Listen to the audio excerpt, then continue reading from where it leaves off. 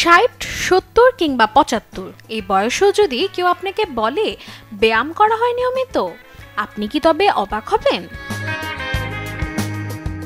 সত্যি বলছি, অবাক হবার কিছু নেই, কারণ বয়স কেবল একটি সংখ্যা, আর এটা বারবার প্রমাণ করেছেন ফিটনেস প্রেমীরা।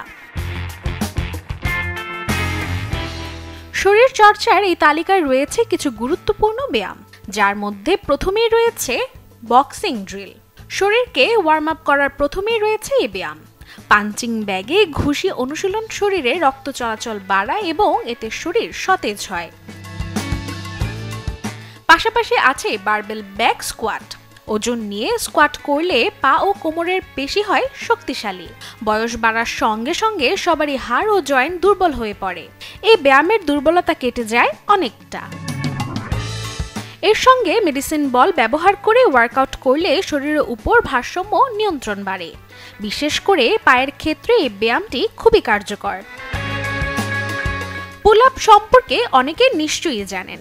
উঁচু বারে ঝুলে শরীরকে উপরের দিকে তোলা কঠিন হলেও কিন্তু অত্যন্ত উপকারী। চাইলে পায়ে ওজন বেঁধে এটি করা যায়, যা চ্যালেঞ্জ বাড়ায় এবং পেশি উন্নত করে। হাই কিক মানে সামনের দিকে শূন্যে লাথি মারা। হাই কিক শরীরের উপর ও নিচের অংশে ভারসাম্য ধরে রাখতে সাহায্য করে। পায়ের পেশি ও নমনীয়তা বাড়াতে এটি দারুণ ব্যায়াম। বার্পি মানে দাঁড়ানো থেকে বসে গিয়ে মাটিতে শুয়ে পড়তে হয়, তারপর আবার উঠে দাঁড়াতে হয়। এটি পুরো শরীরের জন্য একসঙ্গে কাজ করে এবং দ্রুত ক্যালোরি ঝরায়। বয়স যতই বাড়ুক না কেন, শরীরচর্চার গুরুত্ব কখনো কম হয় না। তাই প্রতিদিন 30 থেকে 40 মিনিট সময় বের করে এই ধরনের ব্যায়াম করলে শরীর থাকবে সুস্থ, সাথে মনও হবে ফুরফুরে।